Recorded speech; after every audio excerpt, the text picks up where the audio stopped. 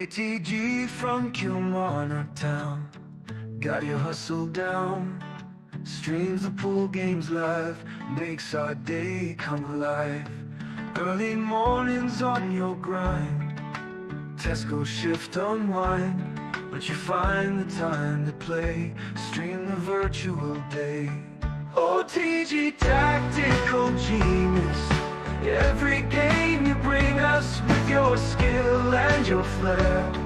We're glad you're always there. Virtual cue in your hand, and that's the sucker scratch. Look at the line. Commentator's eye. Don't say I didn't warn you. OTG tactical genius, every game you bring us with your skill and your flair. We're glad you're always there. Virtual cue in your hand, amazing shots you land. From your home to our screens, living out our pool dreams.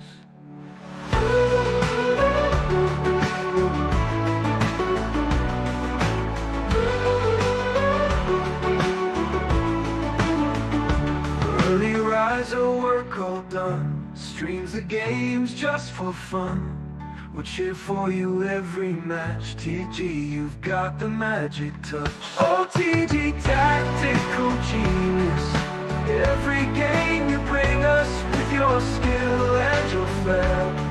We're glad you're always there. OTG tactical genius, every game you bring us with your skill and your flair. We're glad you're always there. This for the 101. Absolutely sensational once again. Virtual cue in your hand, amazing shots you land. From your home to our screens, living out our pool dreams.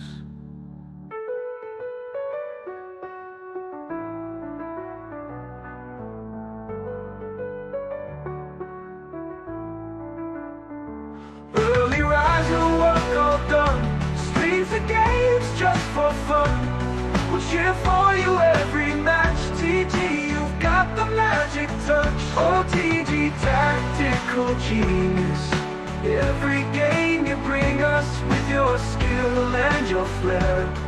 We're glad you're always there. That was fantastic.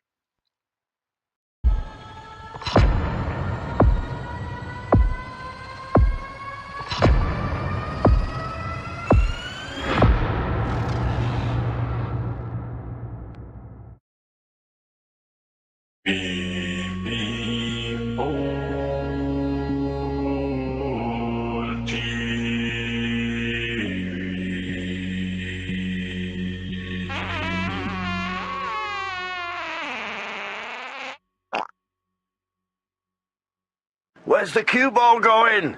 Oh dear, outside, never mind. No bar, no pinball machines, no bowling alleys, just pool, nothing else.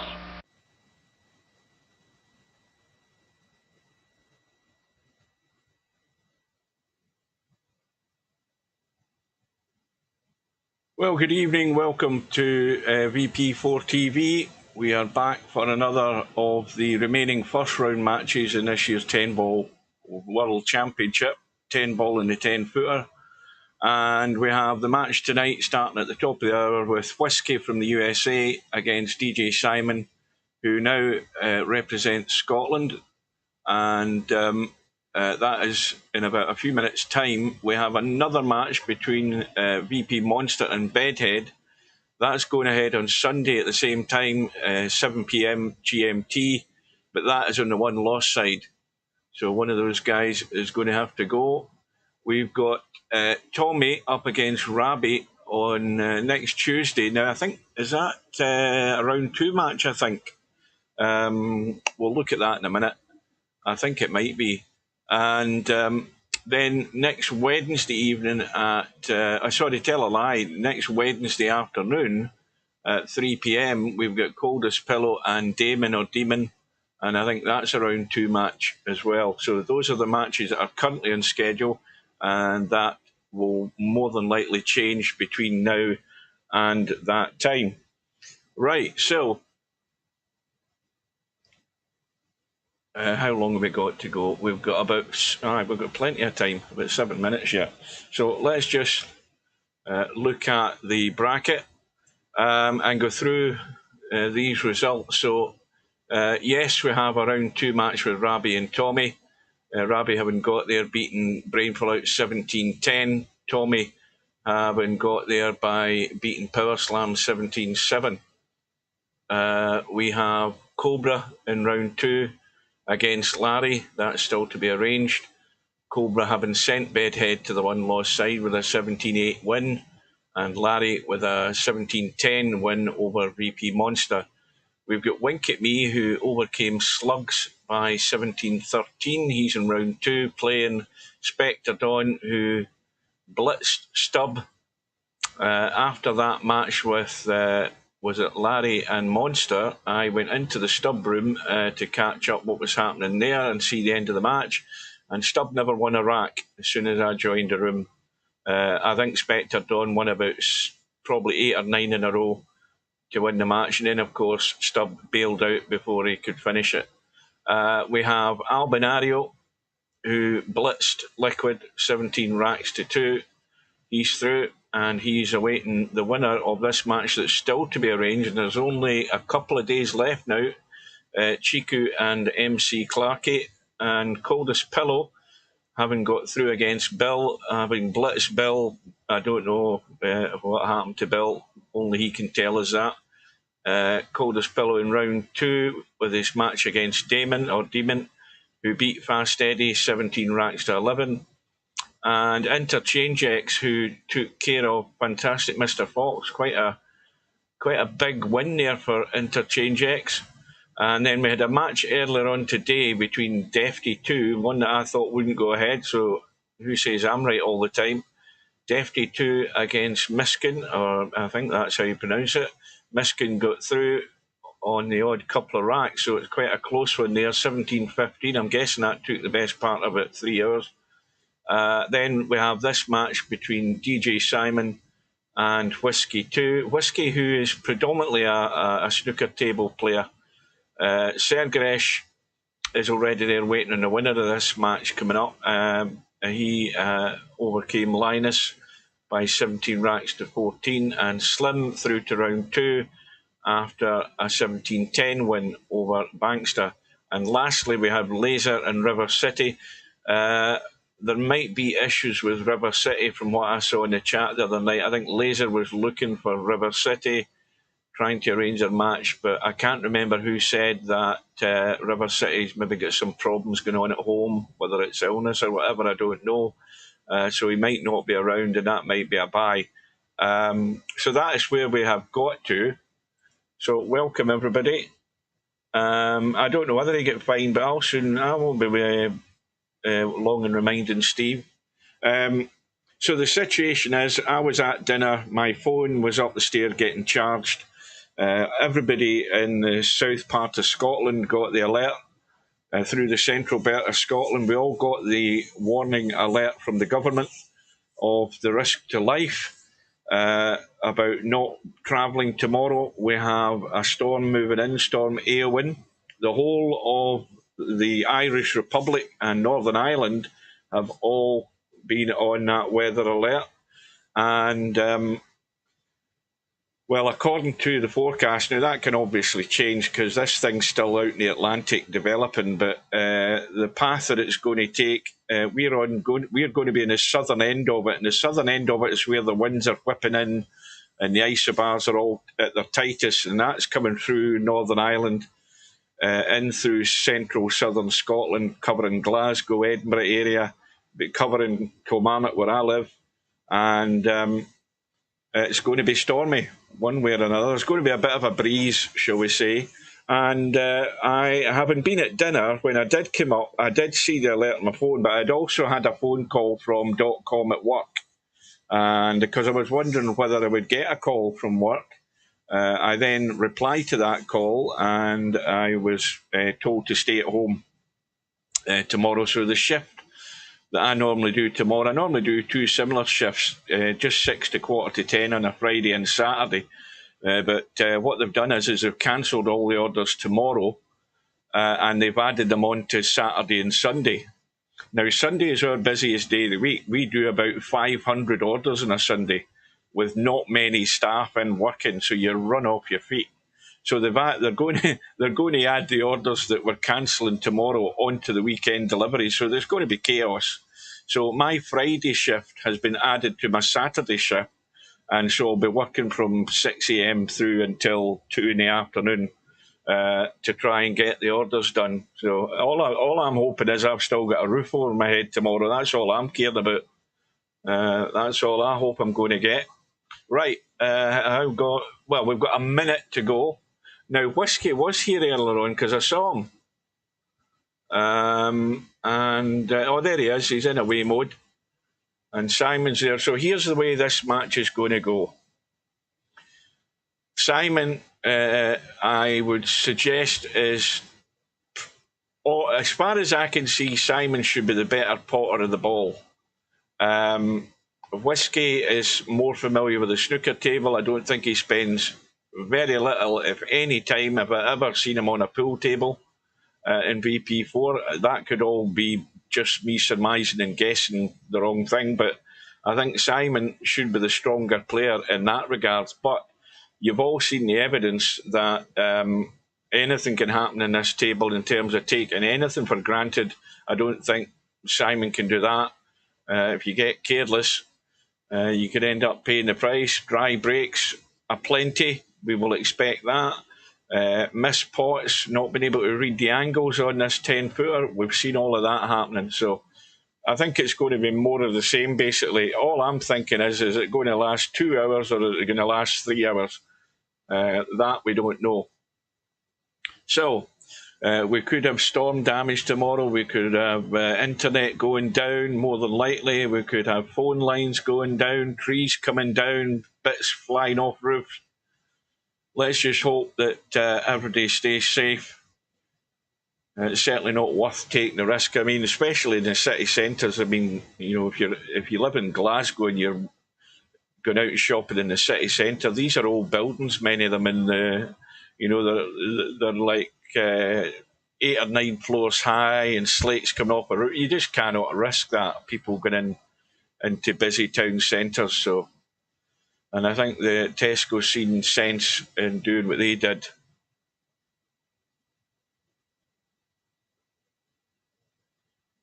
Room is up. Oh, you're right enough. I'm too busy rabbiting away. I'm busy dreaming there. Good evening to Mark.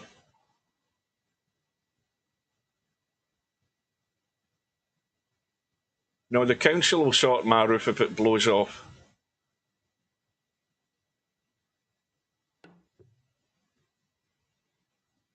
The most expensive thing I've got in the house is the PC. That's the only thing I'm worried about. Everything else can blow away.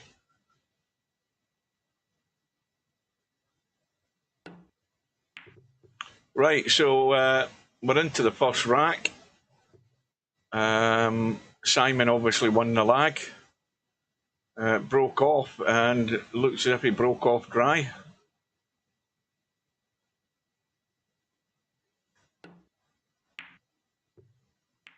So hopefully I'm coming through loud and clear.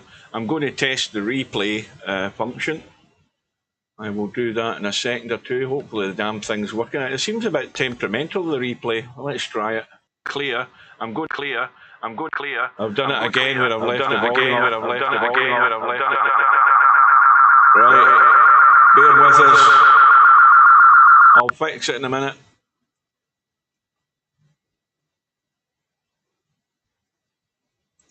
Right, that's that done. That is really, really annoying, so it is.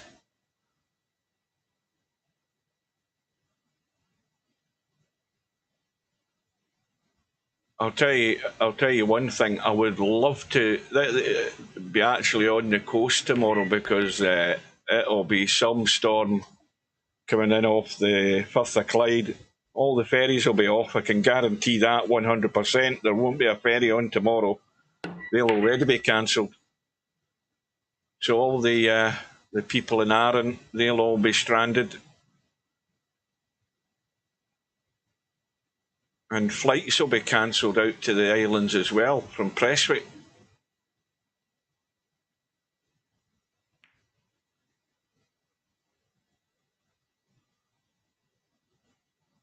What would be awesome?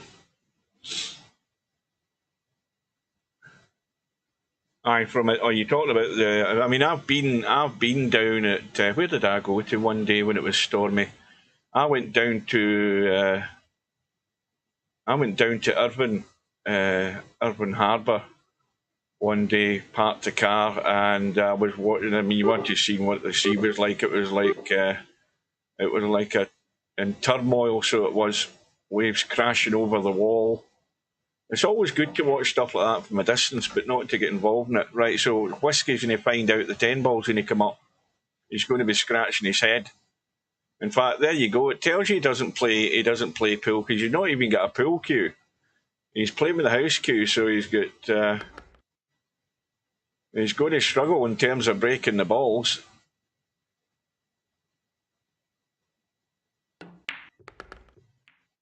Well, he's actually making a better job of it with this house cue.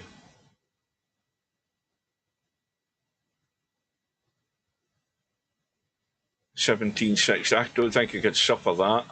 Well, he needs to slow up here. Well, he'll do well to get out of this.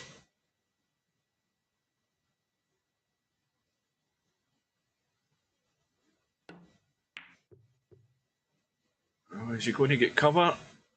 Well, that's not a bad safety. I'll give him his dues. You see, that's where the snooker brain kicks in with a lot of these guys. You know, because Whiskey plays a lot of snooker, and the snooker brain automatically looks for safeties rather than doing stupid stuff.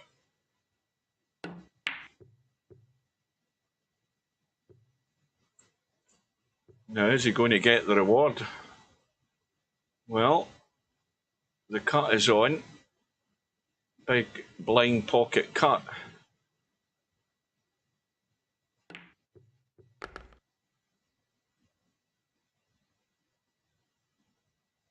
And, you know, the first rack or two, when you've never played somebody at a particular game on a particular table, the first rack or two is always where you can actually send out a message. You know, now there's the message you don't want to send out. Do all the hard work and then miss the money ball. That's what you don't want to do. That's a nasty habit you don't want to start with. Yeah, jinxed him right off the bat.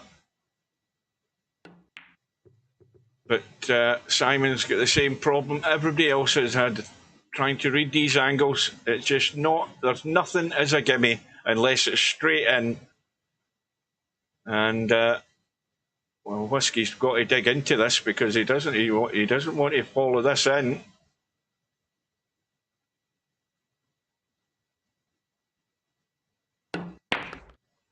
Commentators, I told you, this is a problem with playing with the house cue as well. You can't impart the same amount of power and spin as you do with a proper playing cue. So that rack swung 3 ways there, but Simon manages to, well, let's be honest, manages to get it gifted to him in the end. And break number 2 from Simon is also dry.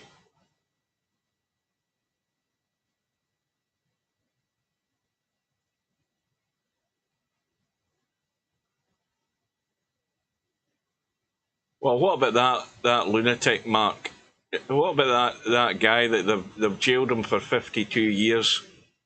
He's, what, 18 years old, so the judges jailed him for 52 years for murdering those little lassies. And then he's bawling and shouting at the judge, saying that he's needing a paramedic and all of this shit. I hope, and as many people do, but they won't say it out loud, but I hope he meets with an accident while he's in prison, because that's the type of thing that needs to happen to people like that. That's exactly what needs to happen to him. Somebody who could get a hold of him in prison and do proper justice on somebody like that. Proper justice, take him out, save the taxpayers a lot of money, and one less half-wit to think about. That's my opinion. Because I would gladly press the button, you know, for the electric chair. I would gladly do that.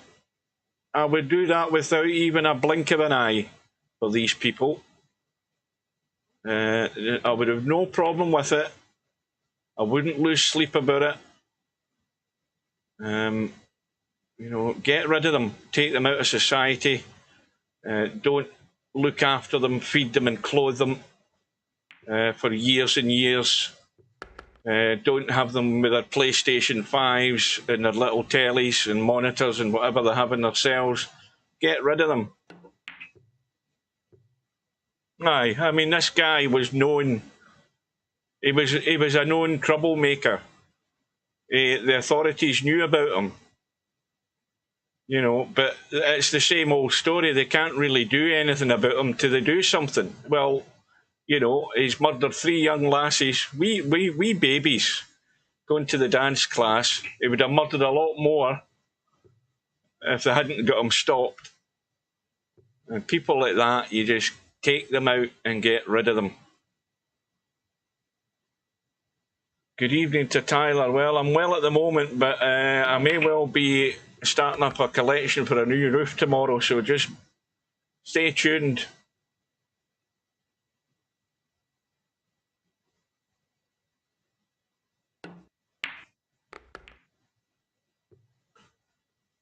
I mean, this guy's bedroom full of stuff about, you know, murder and violence. I mean, he's got a bloody machete under the bed, you know, and I mean, was he living in a flat on his own? Did his family not know he had all of that crap lying about the house? I mean, come on.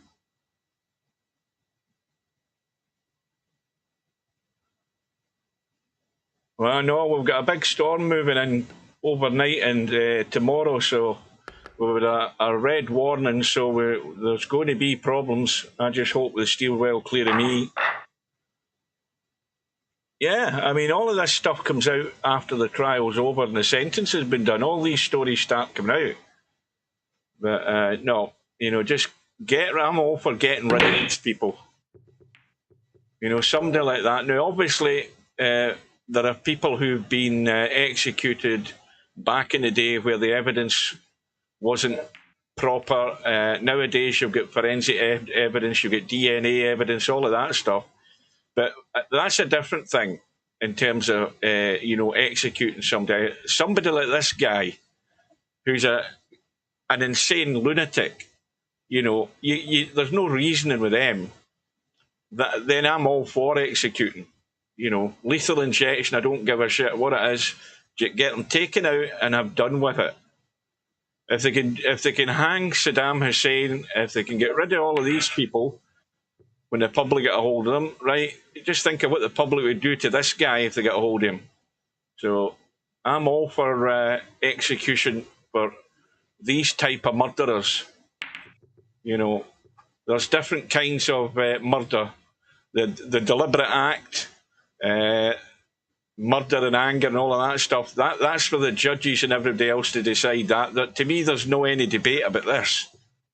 You know, there's no debate about this guy. This guy's a half-witted lunatic. Get rid of him and save us all the problems and save the taxpayer, which is, to me, more important than anything else. Because we're funding this bastard, you know. That's the problem. We're paying for his bloody keep. Anyway, I've had my rant. And there's another young kid, what was he, 12 years old, stabbed in Birmingham. I mean, what's going on down in England? All of these young kids walking about with knives, stabbing one another.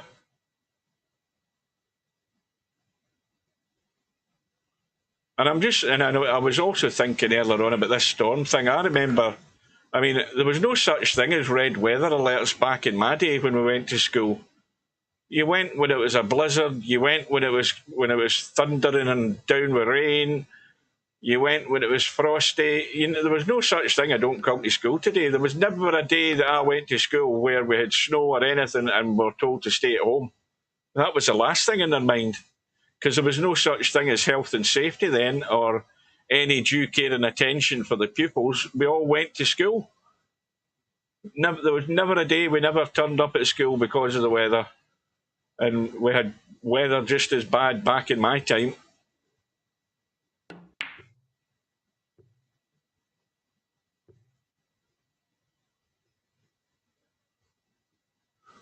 Anyway, DJSIMON has a 2-0 lead. It should be, at the end of the day, that bit stronger, but as you can see, Simon's one of these other players who's had no table time at all, so it's going to take him a while to find his range.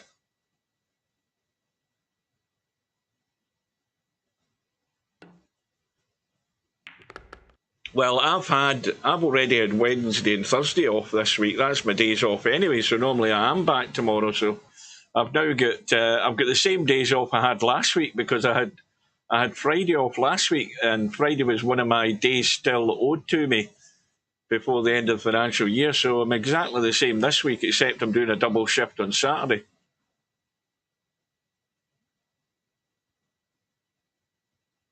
No, I won't have a lie-in. I'll be up for... I was up early this morning. Did I get a game of Cowboy? No.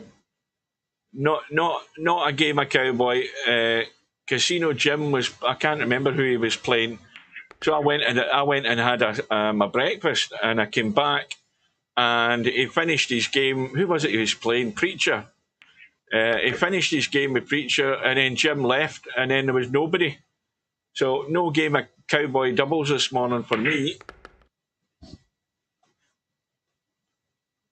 So I'll be back up early tomorrow morning looking for a game. I need my Cowboy fix during the week. Meanwhile, DJSIMON's going to take a 3-0 lead here.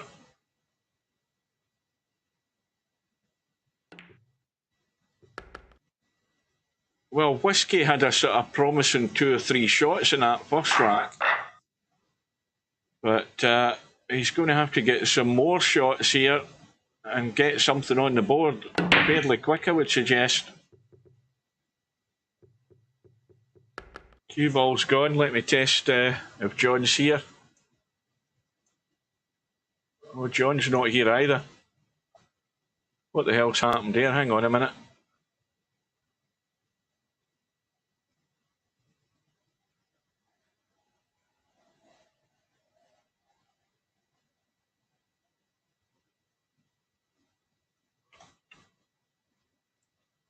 I'll be back in a minute.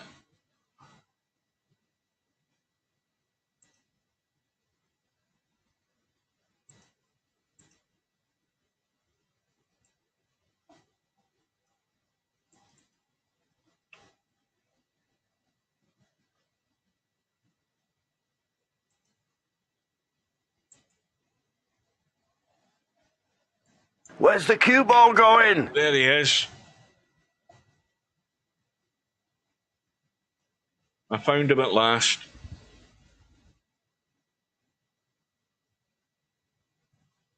Oh, this is a bit straight. That needs to slow up. It's going to be married with a 4, I think. Oh, there's a little brush in the 4. That'll work.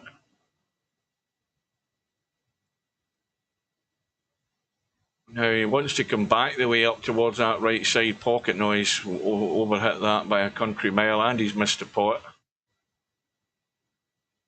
So Simon is struggling just as badly as a lot of other players.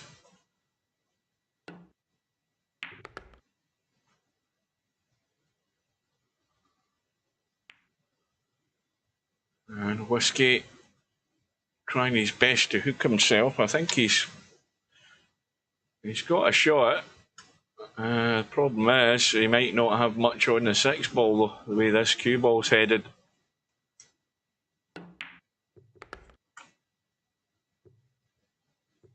Yeah, it was always going to end up in that sort of line. but he's got to cut up the table. The best he'll get is a combo on a 7. I don't know that there's enough room to bank that 7 up and down because the 8 ball might be in the way. I'm not sure. And like most players, heading to the first diamond with that 6 ball there. So this could be a long night if you're whiskey. It could be very long.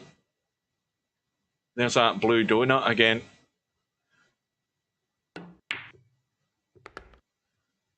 So the bank called, and he's going to have to call another one.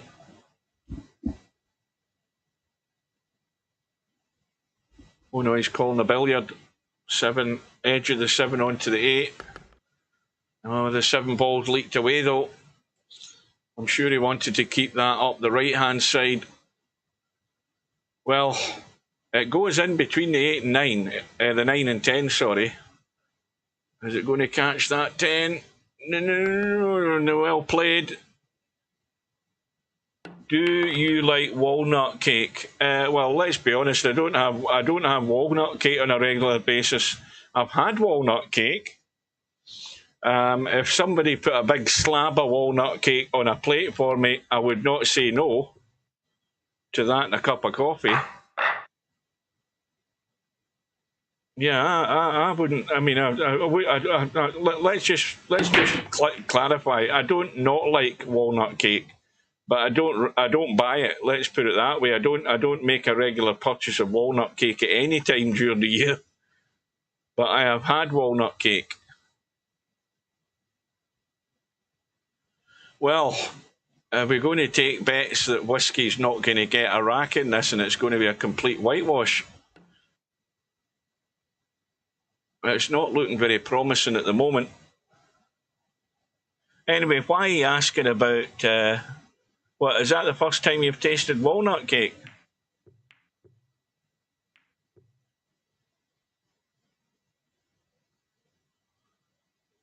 Oh, aye.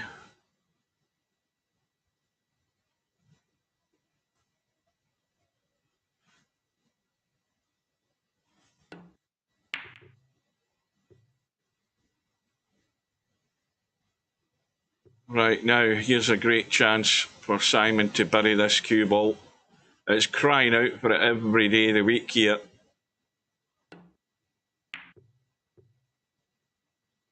And the end result, as expected.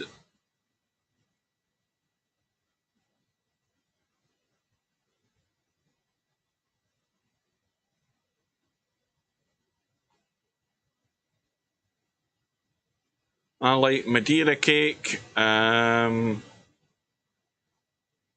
chocolate cake,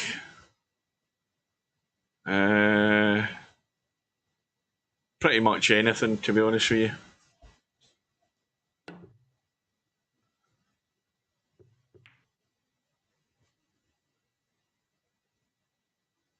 Cherry Bakewells, yeah, I've had them. Carrot cake, I've had that. Banoffee pie, I've had that.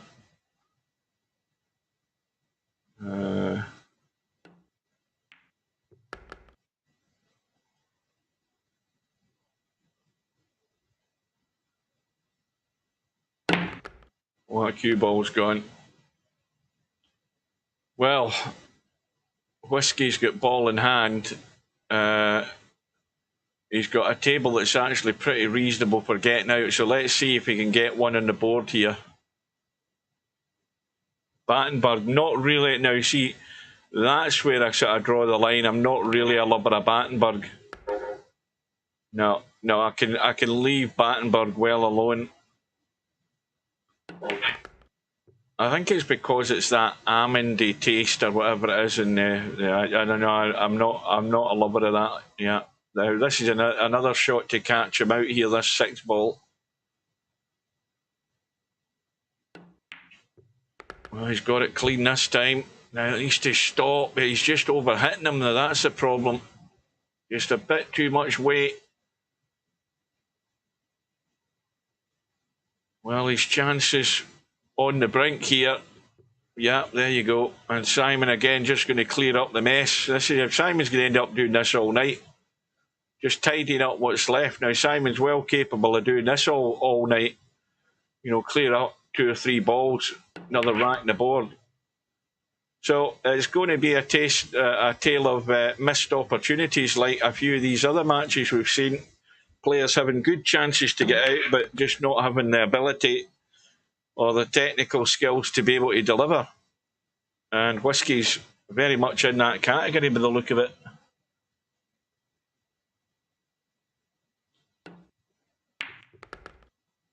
Now, you can't beat a good apple crumble and fresh double cream. You can't beat that. Well, if he eats 4, let's say he eats 5 a day, that means he's always got 1 left in the box.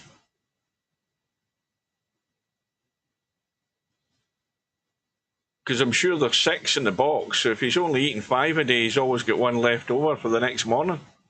Have it with breakfast. Right, well,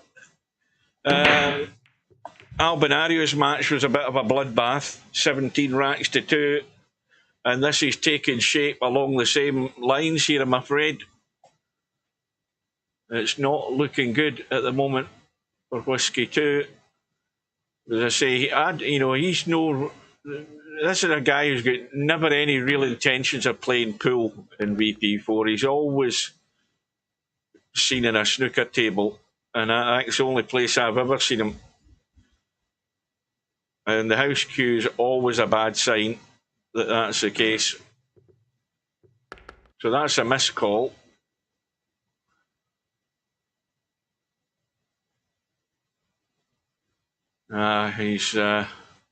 He's past turn. It should be Control M just to be politically correct, but I'm not getting involved.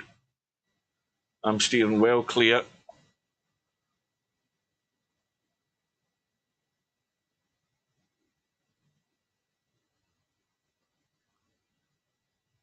Well, Simon could punch this 2-ball just through the gullies. No, there's punch it and then there's bang it into a very tight side pocket. That's never going to happen.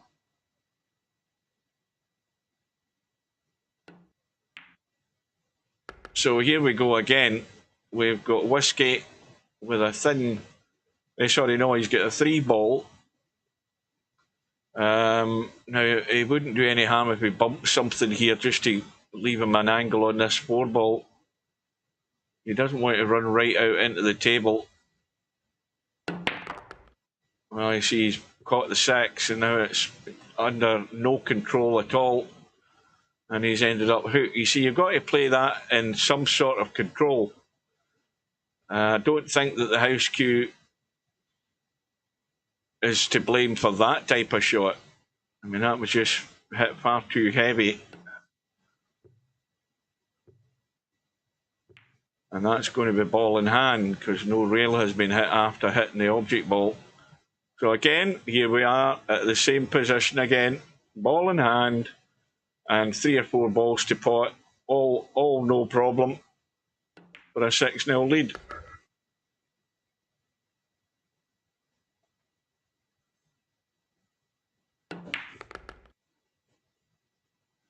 Well, you would think that if any guys are paying attention to any of these matches that they're seeing on the stream, the first thing they would do would get table time and get some practice in.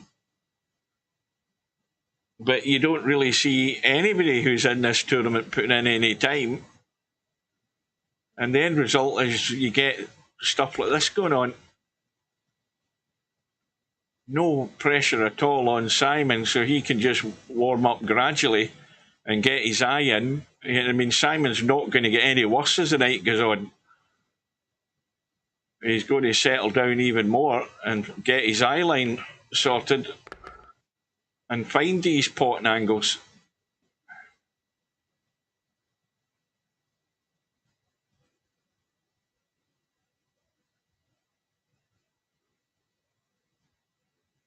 I have what was that you're talking about, Coldest Pillow?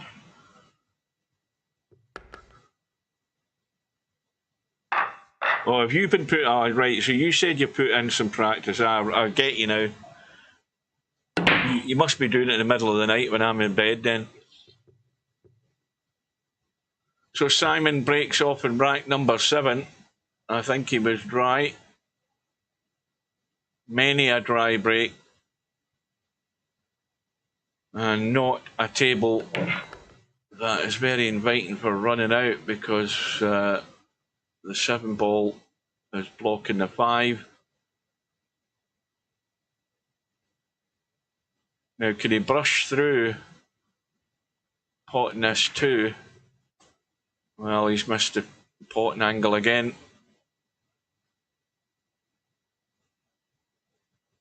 Well, I think that 5 and 7 ball are best left well alone, because you can make the combo, I think.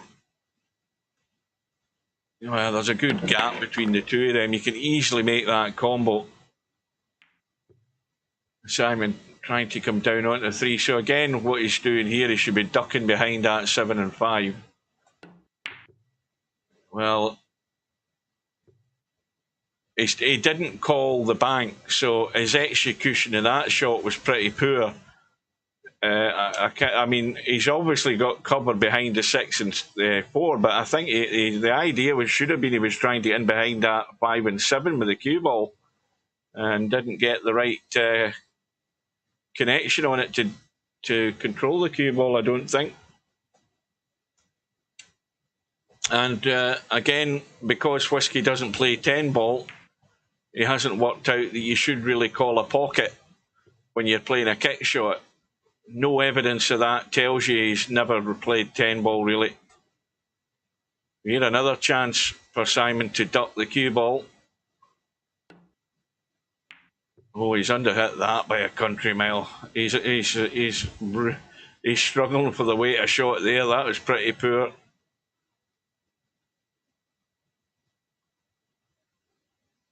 But the thing is, you might be 6-0 down, but there are other ways to try and get yourself into the match. And Whiskey is one of these one-dimensional come-to-play 10-ball pool players, because he's not got any notion of playing a decent safety here. He's called a 3-ball into the corner, and he should have really been trying to bury that cue ball and making problems for Simon.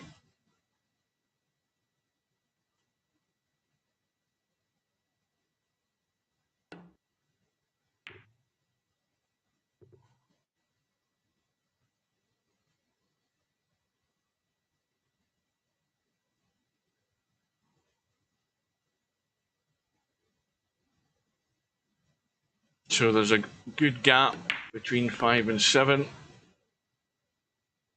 Good opening pot from Whiskey. Now he needs to get into that gap to play that 5-7 combo. And that's perfect as far as that goes. Now he should go down and have a look at how much the gap is.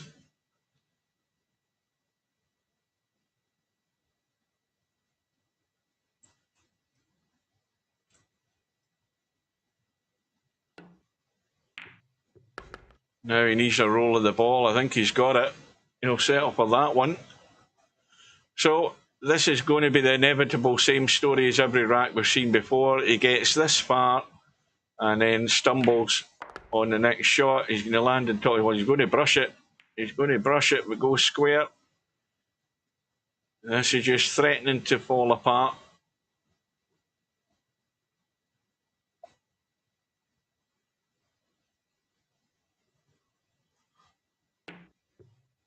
And the inevitable happens. So all Simon needs to do is just use the angle he's got in the 6 ball, let that cue ball open out into the middle of the table, pot the 8 ball clean so that he's not bumping the 9, and I'll allow him to manoeuvre the cue ball to have a pot. Now, the simplest way of doing this is just to roll this in and roll through and play the 9 long into this bottom corner on the left here. That's it. Keep it simple. That should always be the golden rule. Keep it simple.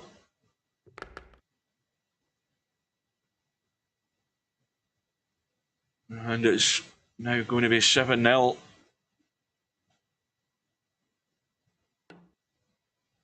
Well, you can't come to a gunfight with a pea shooter. Well, there's the gift that's going to get Whiskey off the mat, unless he follows it in, that is. But as I said, you can't come to a gunfight with a pea shooter. You're not going to get much done with that house cue. And that's the only way I think that Whiskey was eventually going to get off the mark, is a complete and total gift. Now, Simon faffing about in the stream has got his just desserts there. Whereas he should be paying more attention to what he's doing. Or he could end up looking a proper numpty if he doesn't take things a wee bit more seriously, even though he is 6-1 in front, because you never know.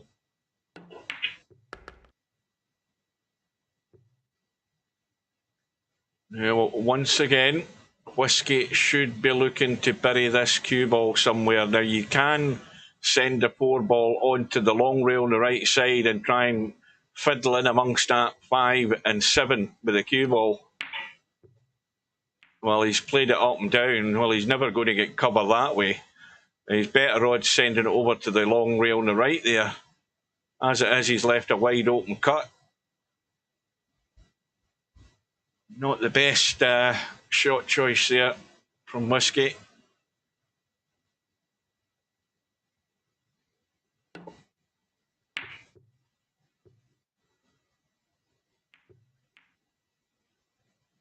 Now, once again,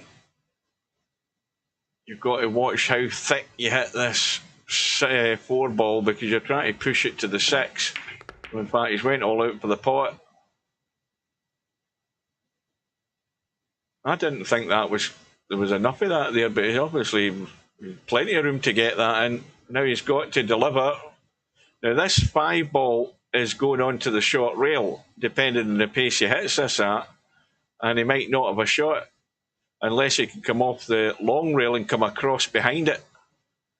So it's all down to the pace. He can play the cut and pot that 7. The cue ball's going that way, and if he'd potted it, the 5 was going to go to the short rail.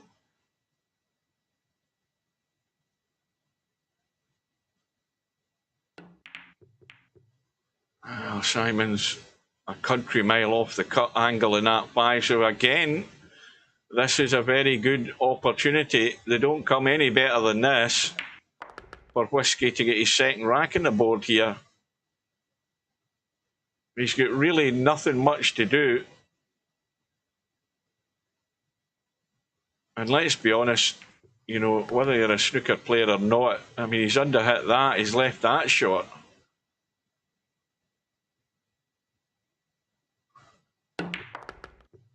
Cue ball running loose, and the inevitable has happened. You see, this is what happens just when you get sloppy and careless and not getting good on that 7. Cue ball running loose, ends up hooking himself, and another gilt edge opportunity has gone south down the pan.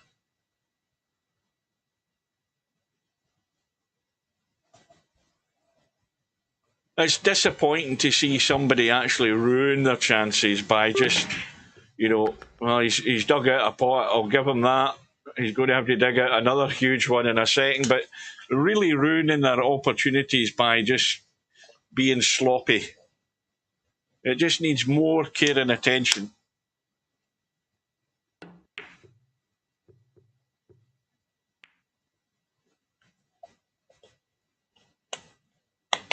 Well, he still might not be out of this yet, because this is another one of these awkward cuts for Simon. He's got it this time.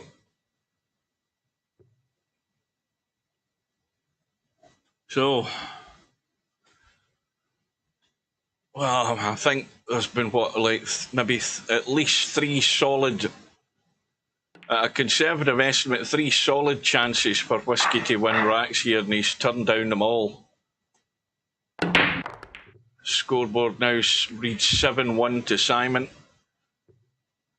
He's got a ball or balls on the break. Oh, the 3 ball has gone. Now does that 1 ball? Yeah, that was very, very tight. Where's the cue ball going?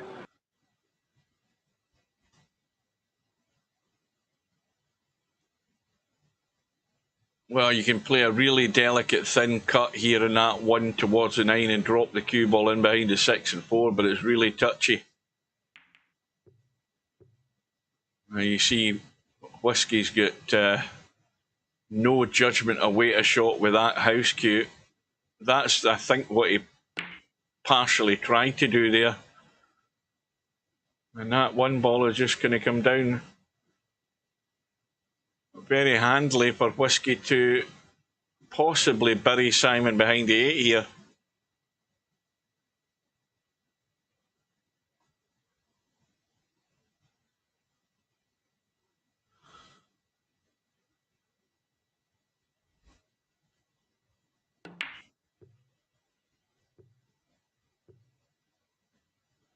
Well, again, he's not called the bank there. But presumably that's what he played, but he's not calling it.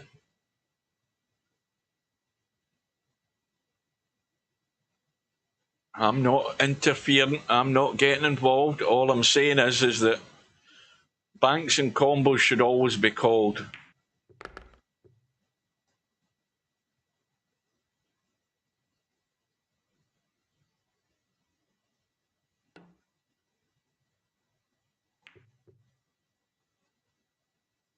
And Simon hanging the 2.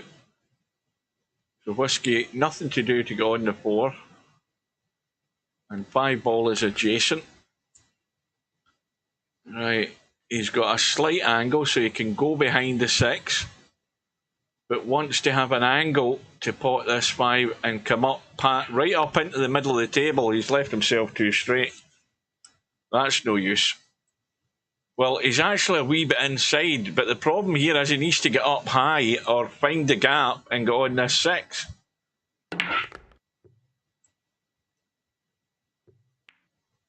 That'll work. So far, so good.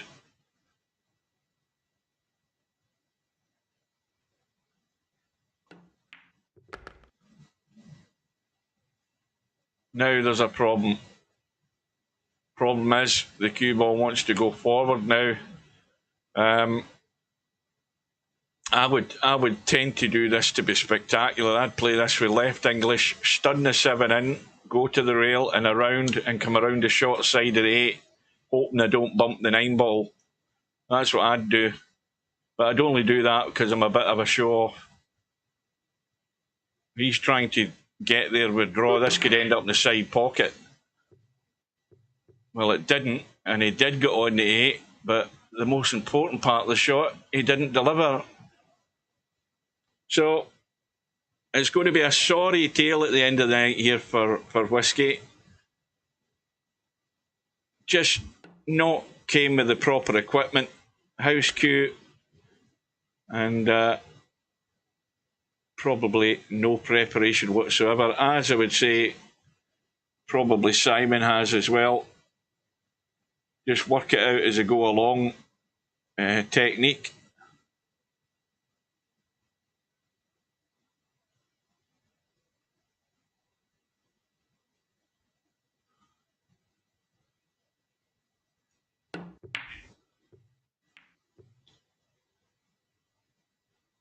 Oh, how lucky is Simon going to get this time? I think it's sneaking through. So, well, it's not stuck to the rail. It's well off the rail. So this is just about getting a good shot in the 9 ball.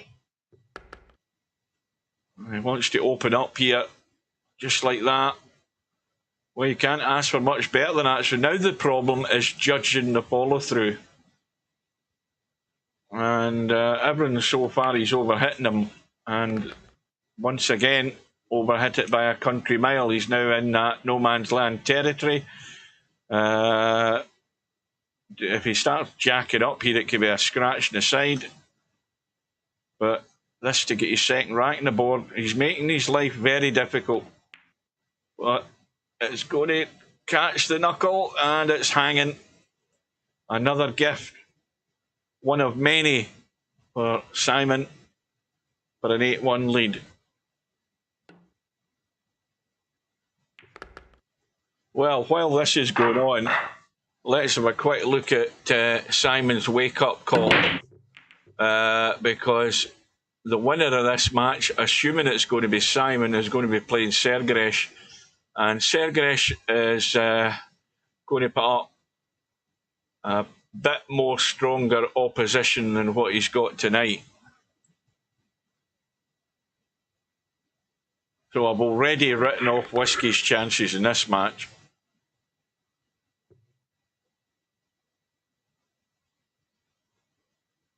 Does the 2-ball cut? Looks tight. Are you playing a billiard? Yeah, it's tight, that 2-ball. Now, did he get the 2-ball first? Because he did call the 7, and yes, he did, and it is legal. But no shot in the 2 now. Just when he needs a roll of the ball, he ain't getting it.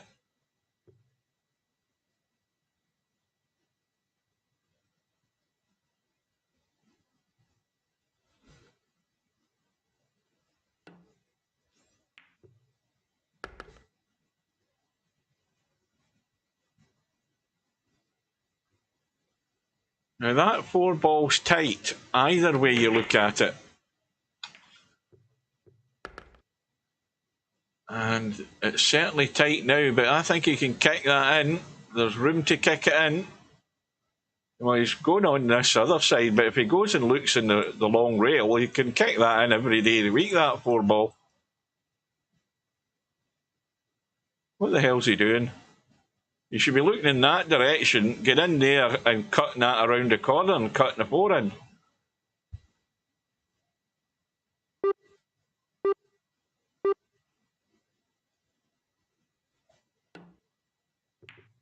There you go. What was hard about that? The hard shots now is potting this 5-ball. Looks simple enough, doesn't it? He's got it clean. And now you take the 10-ball completely out of the equation and you come right up into the table. You don't faff about around here, try to play control, wait. You get up into the table. See, there he's faffing about. Now, I think he should have been hooked here just for punishment. You wanted to be up here and make sure you're well out of the way. Right, Whiskey, get ready. There could be a chance here for another consolation rack. These are never gimmies. But Simon's warming up to the task. It's now 9-1.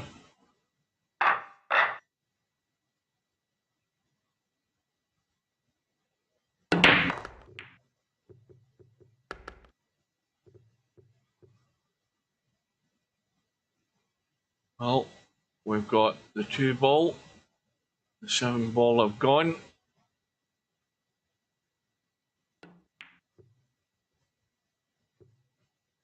I think Simon was more concerned about the side pocket there. And overcut that one by quite a bit. Whiskey likewise, but he's now teed it up over the side pocket. Oh, that was terrible last night, Mark. It was. I watched it all. I've got what do you call it? Discovery Plus, and I get the football, the Champions League stuff with my phone, and I watched it. I watched it in the PC last night. Oh, it was not a good game.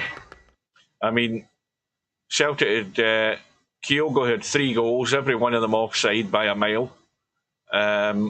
And then you've got our most expensive player who had like 5 out of 5 penalties. He comes up and he tries to do the fancy little stutter penalty. He made a complete arse of it. and the goalkeeper could have walked across his goal line and still come back and would have still saved the bloody penalty. See these players trying to be fancy with this hip hop, taking a penalty. You end up looking an umpty at some point. Well, he did last night, and then we got a rub of the green with the own goal last night. Oh, what about that? Did you see the Barcelona game? By the way, I watched the Barcelona game highlights this morning. Or when was it? No, it was last night. Was it? They were showing them on BBC. What about that? What about that? What about that own goal? He battered it off the defender's walking towards the goal. The goalkeeper boots the ball into his head, and the ball goes straight into the net.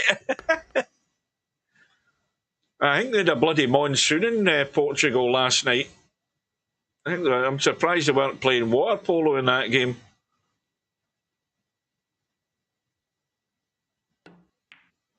Yeah, the Man United Rangers game starts in 11 minutes' time. Unfortunately, this match ain't going to be anywhere near finished by that time, but I might switch my phone over to TNT Sports and keep an update on the score. Well, Rangers have got a good chance of humiliating Man United tonight, so they have. Just to rub salt into the wound.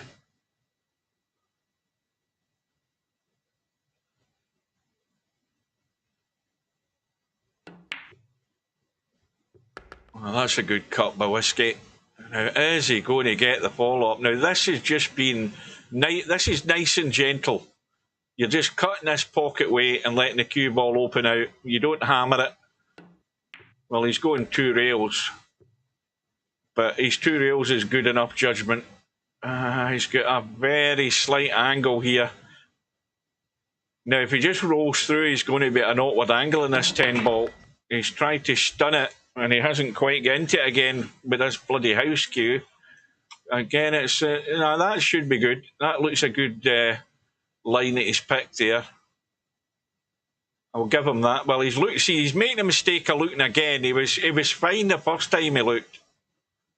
Now he's fiddling and twitching. That's better. My theory is you look at the angle once and you don't look at it anymore. You're either going to see the angle straight away or you don't.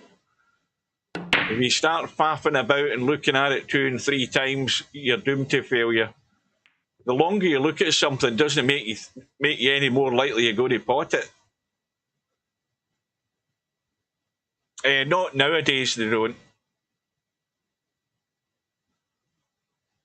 Celtics... I mean, I haven't seen the stats, but I'm certainly making a good guess that Celtic are averaging probably, I would say, about between 52 and 55,000 a game.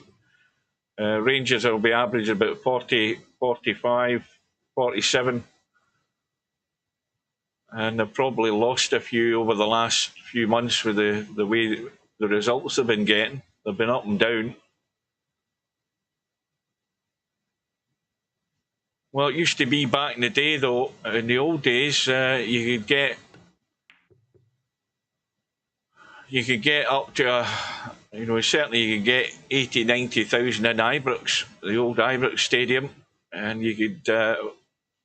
And before Celtic Park went all seated, its attendance was like 70,000. I've told you that stat before, that at one point that the 3 biggest football stadiums in the world were all in Glasgow. Hard to believe that, but that's true. You had Hampden Park, which was the biggest of all. It could hold 140,000, no problem. I'm glad to say that I was in the old Hampden Park before it got demolished. I've been in it a good 2 or 3 times, but it was really an old. It was an old stadium, every sense of the word. It was ash that was the stuff you stood on. It was ash, and it was all railway sleepers that made the terracing. So all of them were rotting away, and it was a really huge stadium. Only one part of it had a roof. The traditional Rangers end had a roof on it. Celtic end was all wide open. Then you had the big, the north stand at the top of a huge terracing, and then you had the main stand, and the enclosure in front of that was a huge stadium, Hampden Park. That was back in the days when you used to get 100,000 no bother. There was 134,000, I think, at the Celtic Leeds game in when was that? 72, the European Cup match. 130 odd thousand at that. You'll not get that anymore. I think every one of the big stadiums in the world have all shrunk one way or another. The Maracana was the biggest. It was bigger than Hampden. It's shrunk down. It's all seated. I mean, everything's all seated now anyway, isn't it? I think the Bernabeu shrunk down. It was 120,000, but I think they've shrunk it down.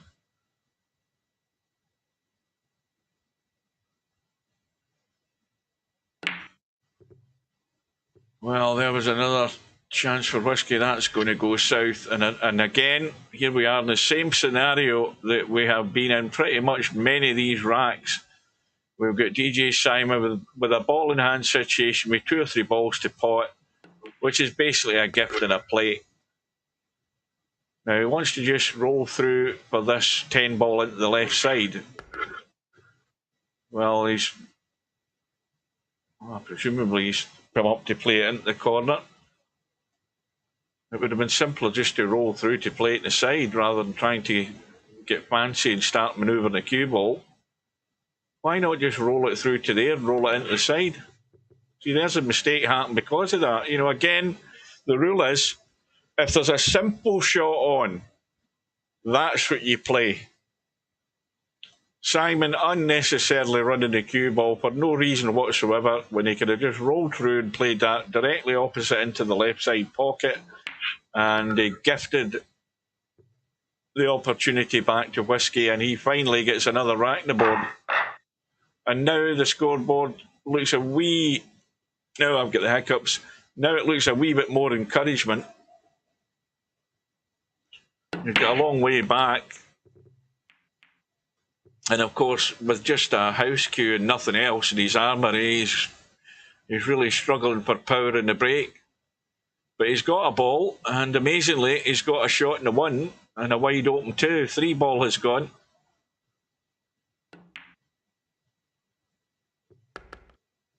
And again, the cue ball's just leaking away that wee bit too far.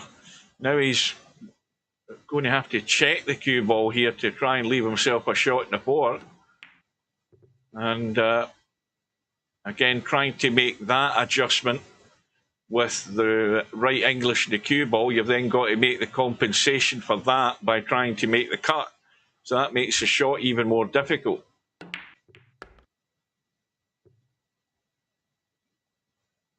So let's just say that Whiskey's sort of paddling against the tide at the moment. He's heading out to sea. The current's too strong for him. Well, it's still not a cut and dried rack, this, because Simon's got to get on this 7 ball in such a way that he can again just roll through. Now that's all he wants to do, is just roll this in and let the cue ball roll out to about there. The only thing now that has him in doubt is the fact that he's taken some of this 10 ball and isn't quite sure how he's going to have a shot. And that's what happens. You still get the cut. And if you play this right, you're going round the back and coming out. So it's all about just judging the pace of the cue ball. But that's the shot. Full-blooded for the cut, but around the corner and out for the 10 into the same pocket. That's not got the legs. Not got the legs. Well, Whiskey, again, you should be on your toes because you never know. But Simon up to the task. The cue ball staying in the table.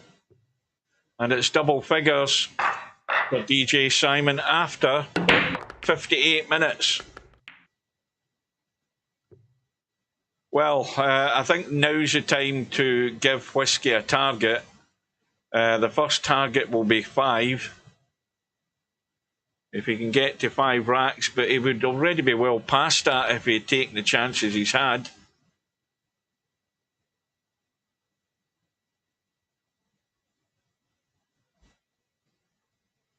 I'll have another quick drink. See if I can induce the hiccups again. I'll hit the mute button, just...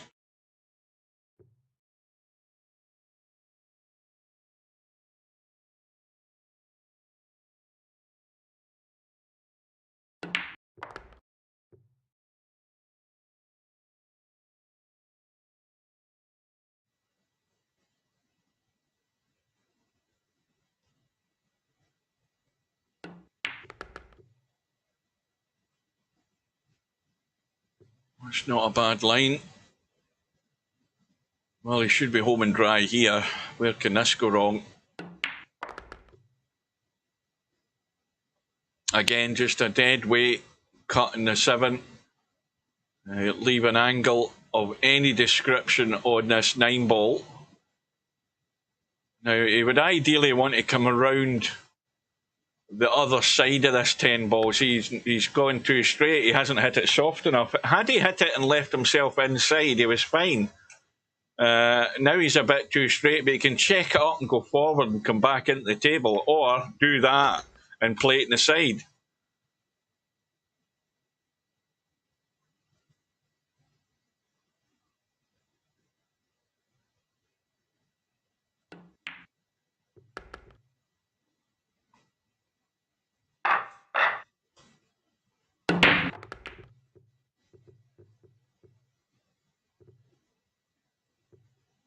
A successful break. Now, does this yellow cut back? Not the yellow, 1 ball. Yes, it does. Got the cue ball leaking away. Now, this is crying out to try and thin this with loads of spin and come down behind the 6 and 7. Well, he hasn't hit it. I mean, that's poor. He has not hit that at all.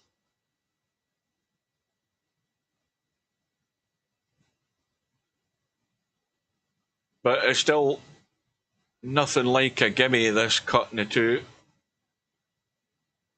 But if he can get the cut and get the power in the shot, he can go up and down into the table. Wait a minute, is that the 3 ball there, or is that the 5? No, that's the 5. Oh, obviously 4 doesn't go, but he's got to duck here. And that'll do. Or will it? Yes, it will.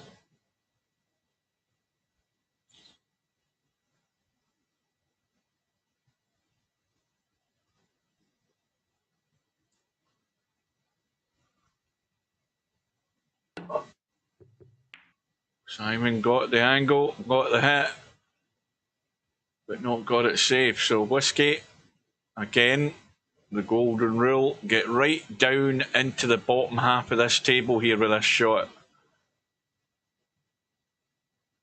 Needs loads of power. Well, the little brush in the 10, that's a little bit of help he's got. This needs to be stunned in again. Burmish.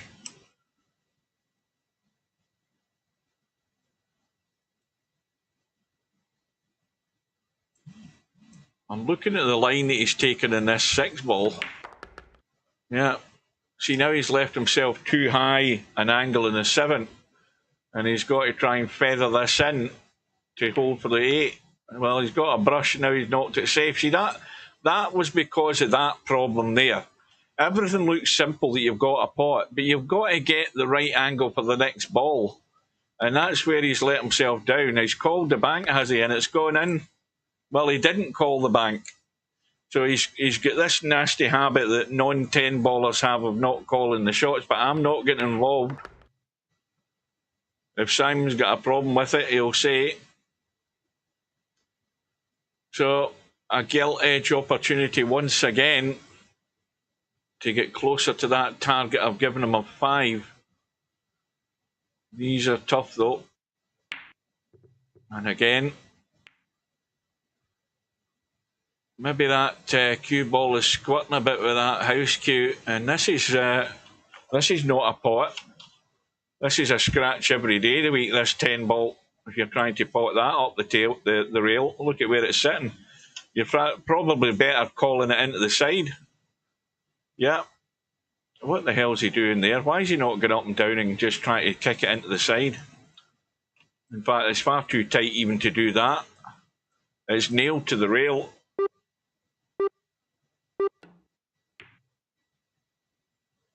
Well, again, an opportunity. This is his second attempt at getting out. And again, it's not as simple as it looks.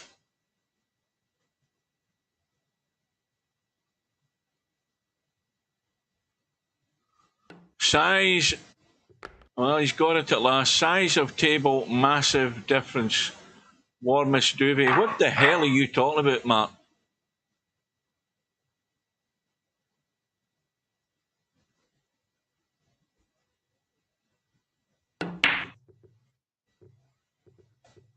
I don't get what the hell is he on? Some sort of medication? What the hell's that he's talking about? Size of table, massive difference, warmest duvet. No, somebody's going to have to translate that for me, because that's gibberish that he's talking. I'm totally lost. What the hell is? Where does duvet come into the sentence?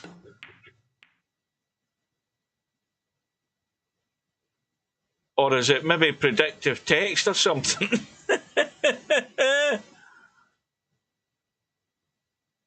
Oh, right, so he's calling you warmest duvet as opposed to coldest pillow. Right. As long as you explain every one of your humorous remarks, Mark, then we'll all understand them. We won't have to need cryptic clues.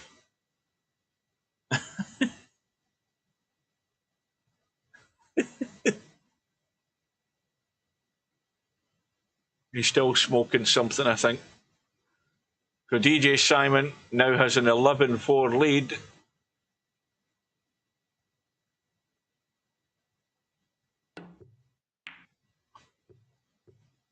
Simon gets the hit. Now, does that 4 ball go? Yes, it does. So this is where you would play a controlled shot, cut that 3 in and come back across to the right-hand side, up the table. And he's trying to get there. That's not a bad effort. Only problem is he's going to collide with something. Now, if he collides with this in the right way, he might get lucky like that, unfortunately. Oh, hang on a minute. Hang on a minute. No, he's going to have to tweak it to try and chip that in. Very close. You're going to have to just tweak that through there and try and just chip it in. Well played. Well played. Good shot. Oh, he's nothing any easier though.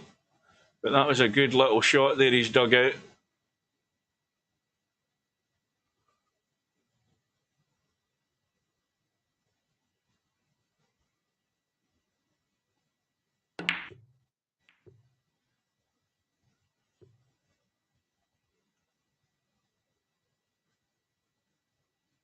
Now right in the middle of nowhere, 7 ball in an awkward spot. So this rack is up in the air.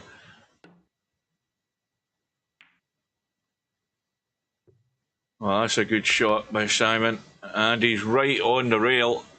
Now you need to jack up, stun this in stone dead, or is he playing it dead weight? Well, either way will work as long as he has an angle. And he's got a slight angle.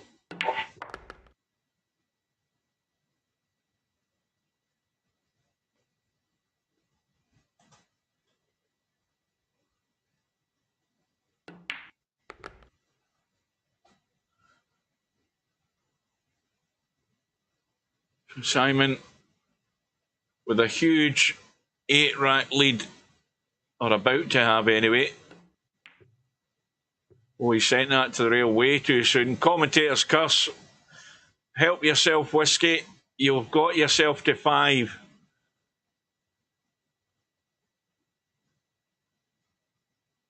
Just don't follow it in. I think pretty much everything that Whiskey's got has been a gift at the end of the day. I don't think he's really ran any more than 3 balls in any rack. And when he has counted a rack in the board, it's all been a little generosity from DJSIMON. It's helped his cause. Well, he's got a ball in the break, but he's certainly not getting another ball. He's absolutely jam-packed behind the 9. So option for a push-out, which he has chose to do. Well, if he's just going to push over to the right-hand side, that's going to be a total waste of time. Because he's leaving a pot on into the side. Oh no, he's coming up the table.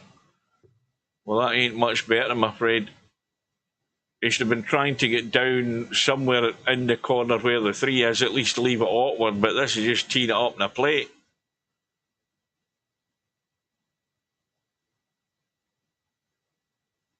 Right. A lot of players struggle in visualising a decent push-out. I don't know why.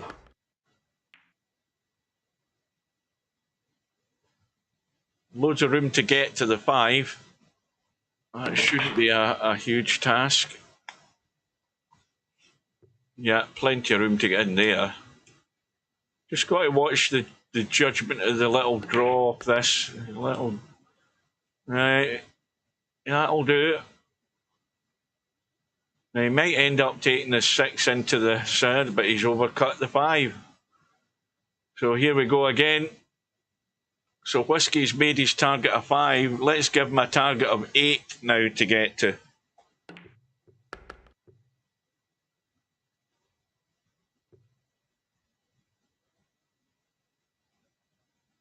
Well, if he just keeps chipping away and Simon keeps making these mistakes, it might get interesting. Well, it won't now with this shot because he's far too straight in the 7.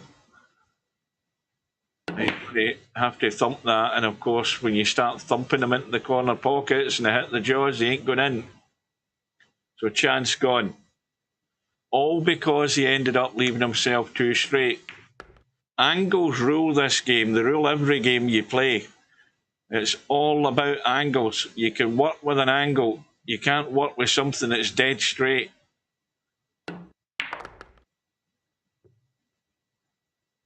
And the gift has duly been returned back to Simon. Well, this is just another little gentle touch. Let the cue ball do its thing. That's a touch like a sledgehammer. That's going to be nailed. That's a terrible shot, Simon. I've got to say that. That is so poor for somebody that's played VP4 for donkey's years. That's a terrible shot.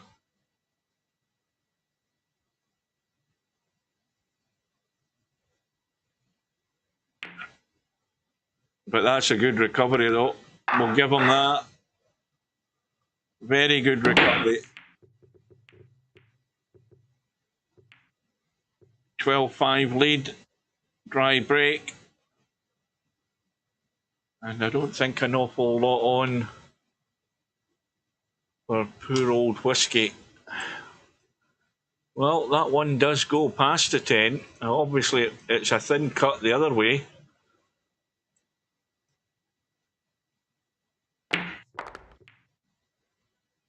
And wouldn't you know it, he's ran straight into the 6. And no shot, no sight on the 2 ball.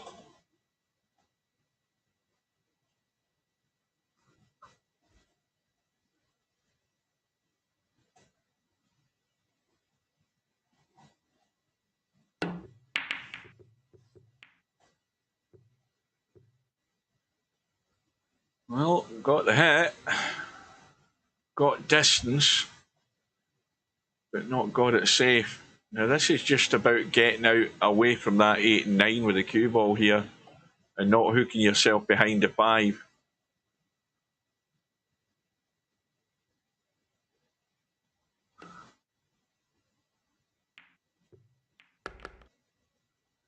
Well, he's found a little nudge through the 8 and 9. Got a good shot in the 3 and got loads of room to have a sight in the 4. Oh dear, but he's trying to play this cute when he should just be stunning that in and bringing the cue ball across.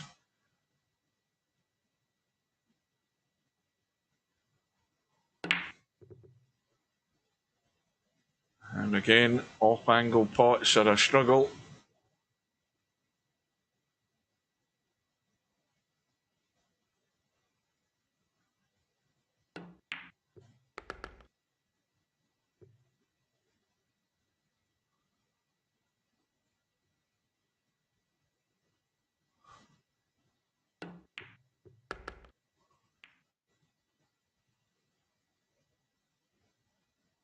Got to miss the 10 ball here.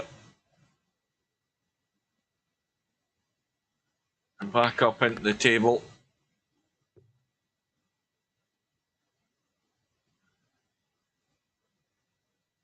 This is a bit too straight. And he's too close to the rail, so he's going to have to juice this up. And he's going to need a bump, or it's going to have to have the legs. I think it's got the legs. That'll work. So a little draw back. Not a huge draw, because you still want that angle to get out into the table for the 9. Oh, he's done it the other way, I think. Yeah.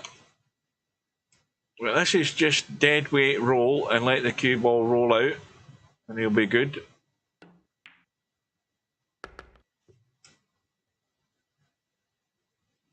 Now, you see how the angle's the other way, so this is a stun, and you don't scratch on the side. That's all that is. That's all you're hoping to achieve there. Just get there or thereabouts to the side pocket. And a fairly, well, what should be a comfortable cut in the 10 for a 13-5 lead.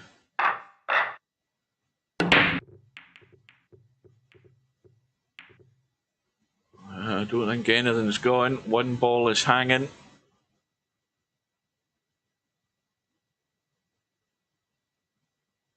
And suddenly, with Simon needing 4 racks, Whiskey's next target of 8 is looking a long way away.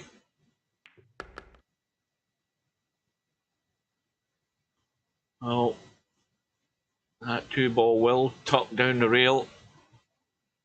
You've got to keep that flush though, and it's got to get past the side pocket without catching that jaw. Easier said than done.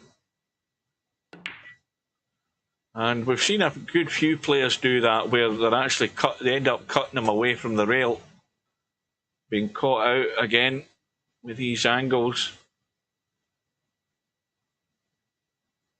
A good opportunity for Simon to get nasty. But he's all out for the pot.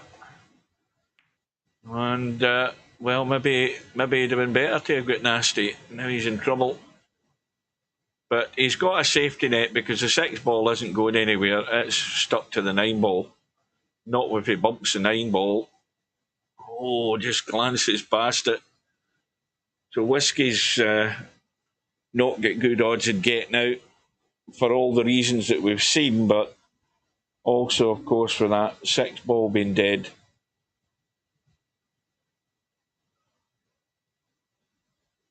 Oh, the yawning started big time. But now I don't need to go to work tomorrow. I just need to hope I still have a house by middle of the afternoon.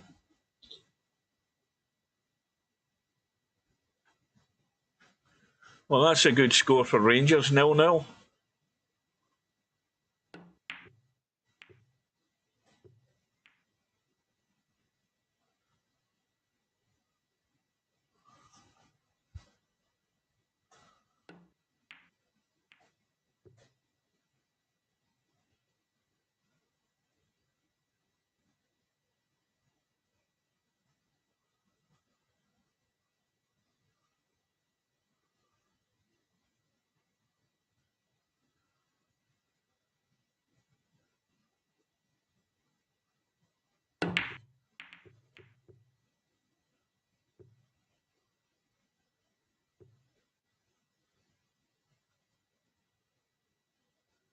Whiskey got the hit. Didn't get any roll of the ball though.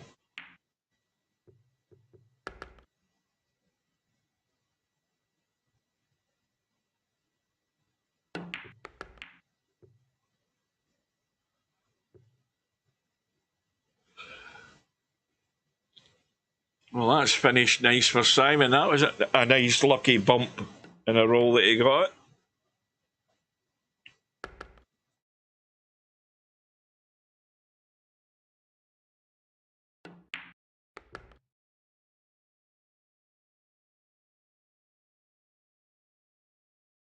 That wasn't though.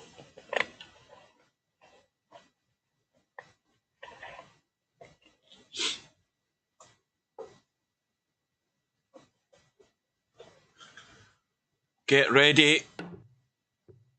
Get ready, Whiskey, because you've a chance to get your 6th rack on the board.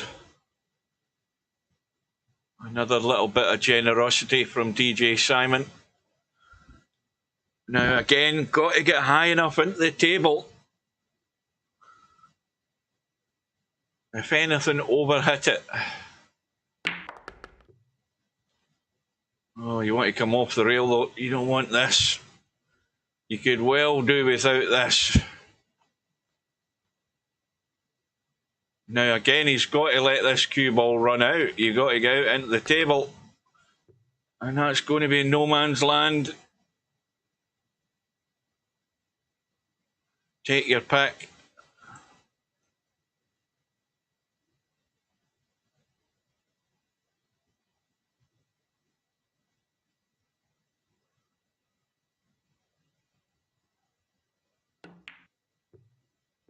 Catches a knuckle. Oh, at least Simon's got to make a pot.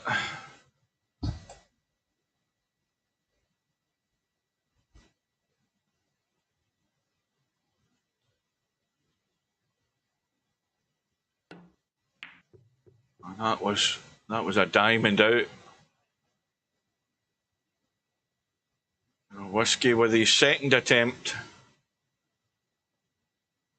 Now the scratch isn't on if he's potting it into the left. He's not going to scratch. So full focus on the pot. Again, not finding anywhere near the line. Simon will call the bank.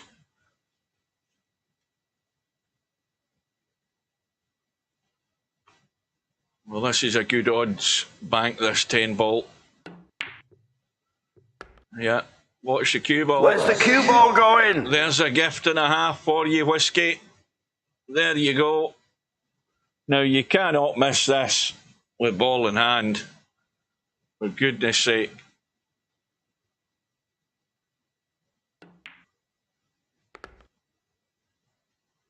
Well, he's got to 6.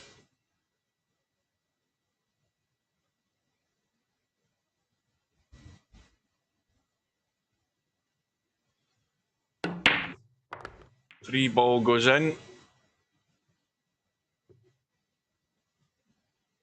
Well, he has a possible 1-6 combo if he fancies it.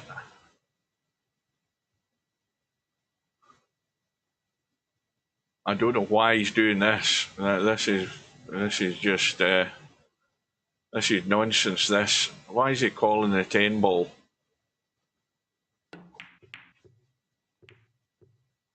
Well, I'll give him his dues. It's gone in. I mean, give the boy his due. It has gone in, but he's got no shot. I still don't know why he took it. But then again, it's this, one-dimensional idea of I want to try and pot everything when I've got a pea shooter.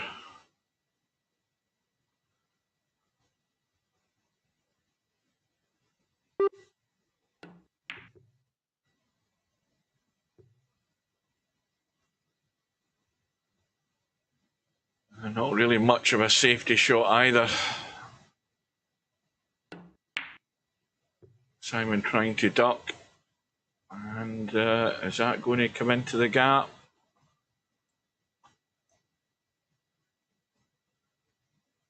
Well, I can see a bit of it. He's trying to tweak it around it. This is difficult to judge without fouling that 8-ball.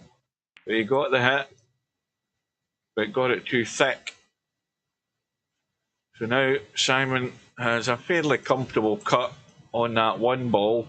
He needs to get lucky here. He needs to bump something. In fact, he refused the pot because it was never guaranteed he was going to be able to hold good for the 2 ball.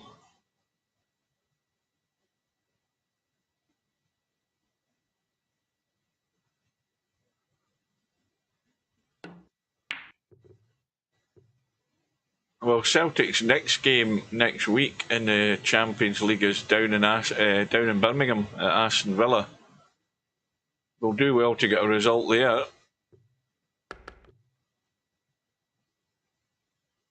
That's him going well over their abilities playing one of the big English teams.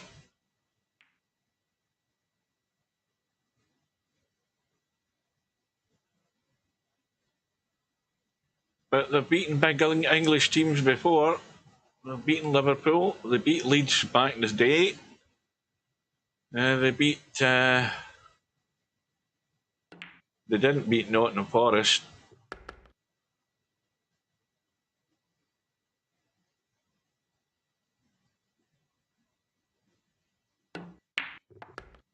Oh, it's the cue ball. Well, you can see a bit of this 5 ball, but I don't think you see much to do anything with it. Can he? Hang on a minute. Oh, he can. You could just see enough of it. Now then, again, this is a good table to get out on because there isn't a single problem on it, but the problem is the unfamiliarity. And he's held the line. This is not bad. Just don't hook yourself behind the 10. You'll be a proper numpty if you do that. I'll give you prior notice.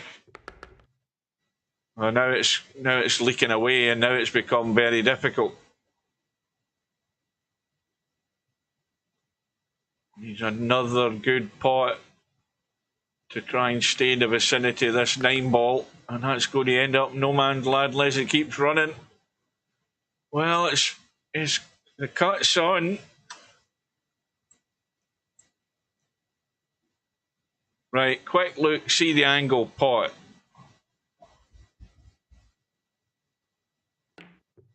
Overdone it. And again, he would have ended up no man's land in the 10 ball almost. Likewise for Simon, this is all about just judging the pace on the cue ball and making sure you're coming left or right and not going up and down on top of the 10. And he's going up and down on top of the 10. This is no good. Well, it's slowed up. It could have finished a lot worse than that. I thought it was going to be right on top of it.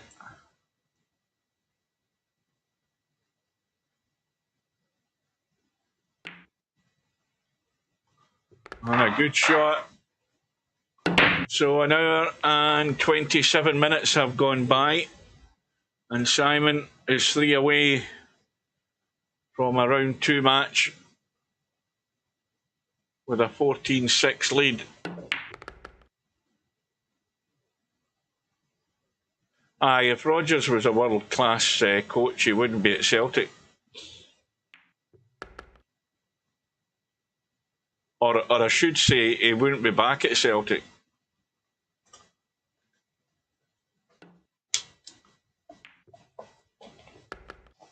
Because Celtic can't afford a world-class coach.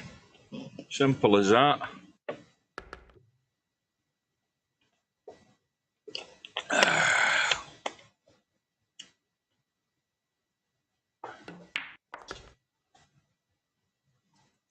Where's the cue ball going?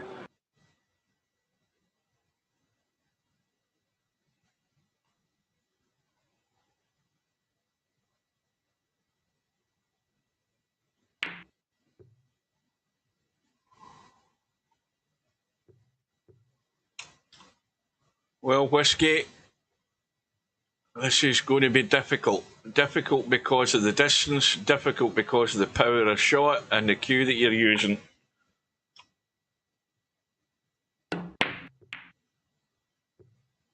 And difficult because you didn't get the pot.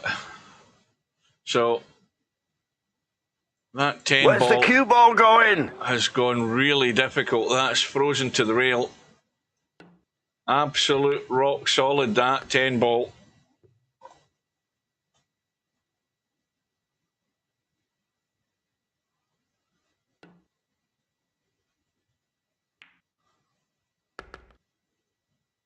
Well, Simon's got to let this cue ball run and try and come off the rails and get on to the long rail on the bottom side.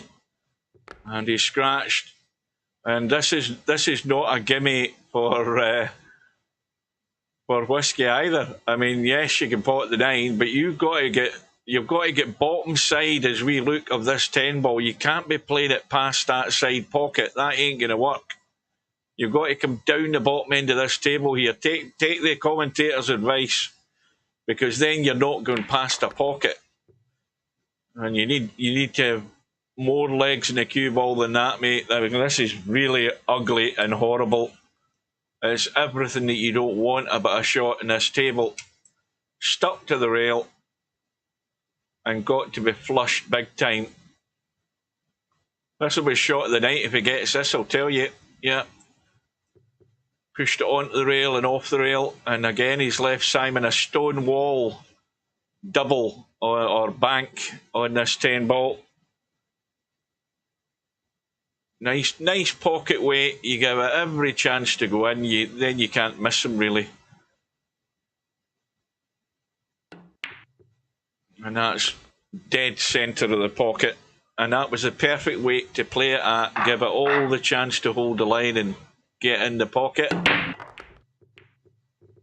And a pretty good break. Couple of balls have gone. 8 balls trying to go in as well. But no shot in the 1. He's hooked behind the 4, I think. Or he certainly can't see much of the 1. In fact, you can see nothing of it. So push out.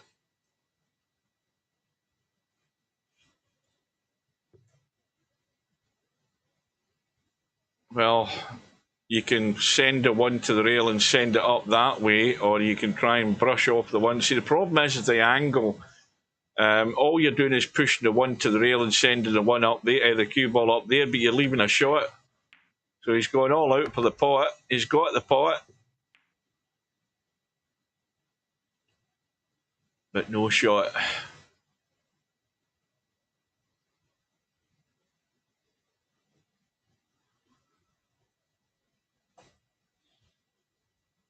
Well, I think I'm going to get to see pretty much all of the second half of the football.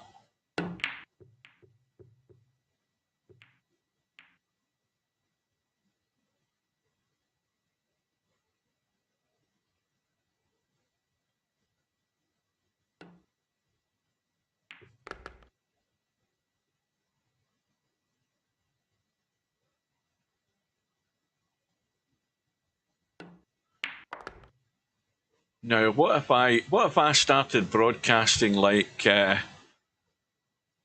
one of these sports channels where every 5 minutes after you've seen 2 or 3 shots or whatever, you start getting this happening all the time.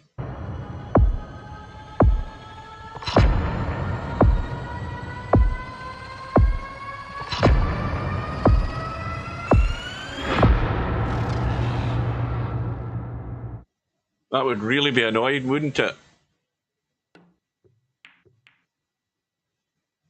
Well, here's another gift.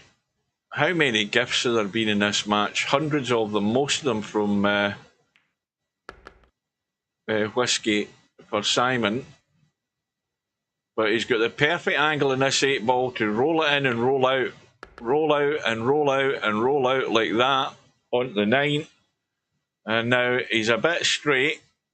So you can just roll this in and roll forward and leave a long 10. But he hasn't quite got there. See, now there's that doubt in the angle that he's cutting this at, that he's going to be able to read it straight away.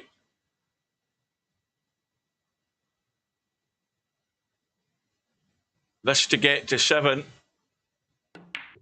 Oh no, no, no, no, no, no, no. I mean, that went to the dime and past the side pocket. You see, all that went wrong there is he didn't go straight enough.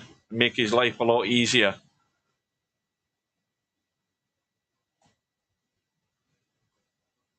Simon calling the little cut, and there's yet another one of these innumerable amount of gifts that Simon's had tonight. He's now on the hill after an hour and 34 minutes.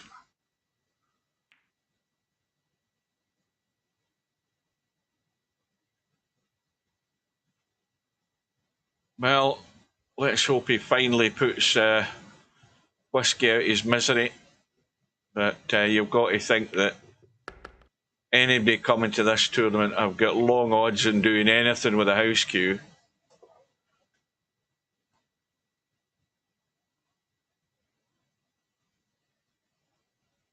But as I said right at the beginning, I mean, I've only ever seen Whiskey on a snooker table, never seen him anywhere near pool, and hence why he hasn't bought any equipment to play pool.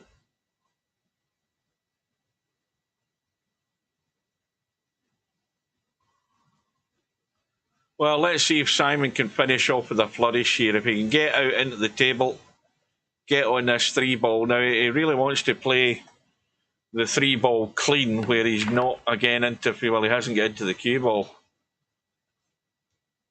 I mean, okay, he can pot the 3. Now, that needs to slow up or keep rolling, one of the two, and he's in no man's land. But he might as well call the bank here or the cut. No, he's done neither. He's looking to duck, and that's a good safety. Nothing against that, as long as you can come up with a sensible shot. I'm all for it, because many a good safety have won you a rack in the past, rather than trying to do commando style and blitz everything. That's usually a recipe for disaster. And there is the reward. Good safety. Gets ball in hand. Now just hold the focus for another minute or two. Run this 4-ball in. Get yourself up to the side pocket. Now why is he going this way? Well, he is going up to the side pocket, that's why. Now, the problem with this shot is the 10-ball's no 8. That's the problem. He would normally just want to cut this in and run forward. Can he avoid the 10? Yes, he can. It needs to keep running, though, and it's not bad. Now, he needs to dig in. If you dig in... Oh, well, he's fine. I thought that angle was running into the 10 again, but he's fine. Commentator's eye got it wrong. So he should be home and dry. But as I said, it's going to be a tougher draw in round 2 for Simon. He won't get anywhere near the same amount of generosity. At least I'm not expecting him to, as he's had tonight. Opportunities galore has been the order of the day in this match.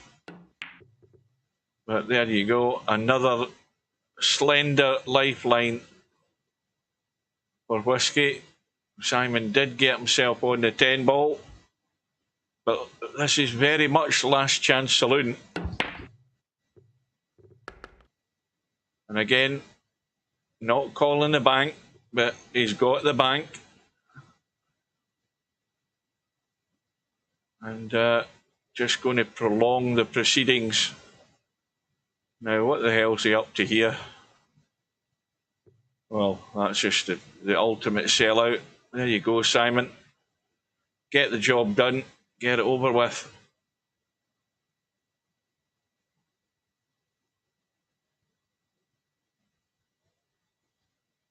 So it's taken 1 hour and 38 minutes to get this done. And it's a 17 racks to 6 win for DJSIMON. And there is a tougher road ahead for him, as we will see. If we look now at the bracket and go down, we will see that it's now DJSIMON up against Sergaresh in round 2. Like I said, there's other, particularly that Chiku MC Clarkey match. There's still no sign of that happening. I haven't been able to speak to Matt, find out what's happening. But the remaining matches on the schedule are VP Monster and Bedhead. They're going at it on Sunday evening at 7 p.m. You've then got that Tommy Rabi match. So the Monster Bedhead match is a one-loss side. You've got Tommy Rabi a round 2 match on Tuesday evening at 7 p.m. And that match with Monster and Bedhead is 7 p.m. Sunday. And finally, there's Coldest Pillow and Damon in round 2, and that is on Wednesday afternoon next week, which I will be there, provided I've still got internet and I'm still here. Touch wood. That is my intention. So that is it, folks. You haven't got to cover my game. Well, I'm going to make a deliberate point in making sure I do, and I won't hold back in ripping people to shreds. If I see crap, I call it as crap. You know me. We look for sensible play. I think you get more sense than that, though, to end up looking an umpty. But I think, by all accounts, this guy that you're playing isn't an umpty, so you need to take it seriously. Anyway, that's it, folks. I'm off to catch the football. Thanks for your company. Well done to Simon. Get some practice in, for goodness sake, in preparation for the match with Sergaresh. And we'll see you again soon. So take care, good night, and wish us well for this bloody debacle tomorrow. Hopefully we can come through it in one piece. And I'll see you on the other side, possibly. Right. Good night.